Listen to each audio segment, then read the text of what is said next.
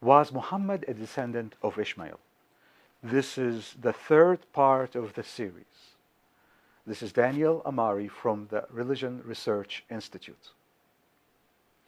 Today we're going to be discussing biblical and historical accounts of the independent Ishmaelite tribes post 10th century BC.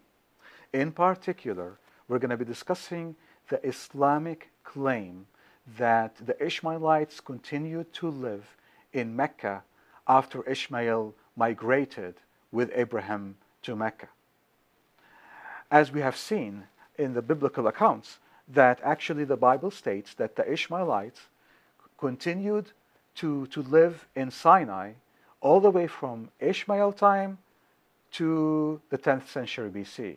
But in the 10th century BC, during King David's reign, the Ishmaelites split into tribes, independent tribes, and were no longer known by their Ishmaelites, but by their independent tribe names.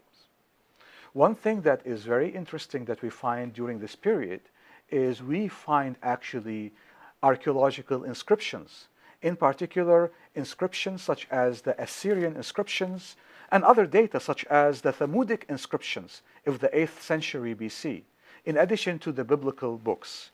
And one notable thing is that these inscriptions with the biblical accounts give a unified pictures about the account of the independent Ishmaelite tribes. For detailed information, I encourage you to consult Dr. Rafat Amari's book, Islam in Light of History. The settlement, first of all, we're going to talk about the settlements and the migration of the Ishmaelite tribes. In this stage, Ishmaelite tribes were known by their individual tribes' names, names such as Qidar, Nabioth, Taima, Duma, Massa, and Abdil. Some of these tribes started to migrate out of Sinai to, from about the 9th century BC. The exception is possibly to the tribes of Qidar and Taima, which immigrated about 11th to 10th century BC. Otherwise, there was no external evidence or inscriptions of the movement for the Ishmaelite tribe or tribes before the 9th, 10th century BC. The migration of these tribes from their Sinai origin to the new settlement in the Transjordan or to the Syro-Mesopotamian desert, and as south as Taima, north of Arabia. Several observations about these tribes. Number one, these tribes were all nomadic.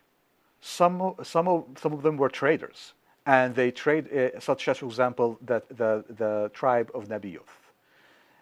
None of them went to the areas around Mecca, or even Yemen, or the areas that Mecca was later built. The Ishmaelites actually had a religious center, and the Ishmaelite tribes had their religious center in northern part of Sinai, and it was called Bir Lahai Roi.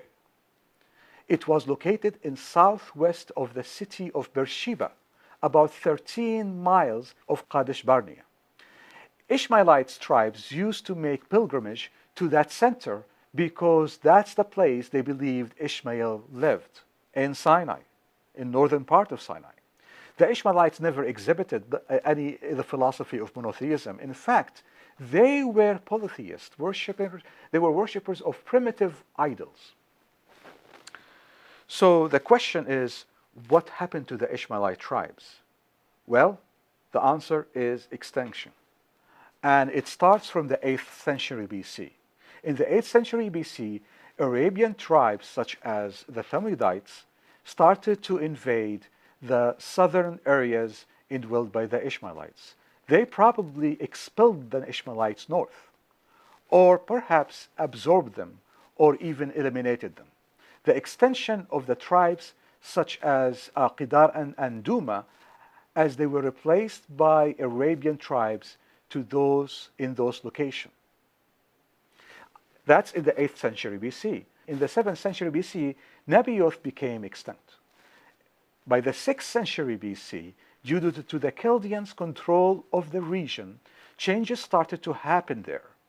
And in particular, Moab and Edom were no longer mentioned as sovereign political entities. Furthermore, the same for the Ammonites. At the same time, there were increased migration of Arabian tribes that absorbed and replaced the people, including the Ishmaelites.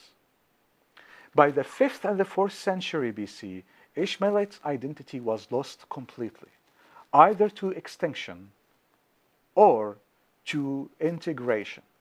The only possible exception is the tribe of Abdil, and maybe perhaps the tribe of Jetur, that will remain until the 1st century AD in Sinai.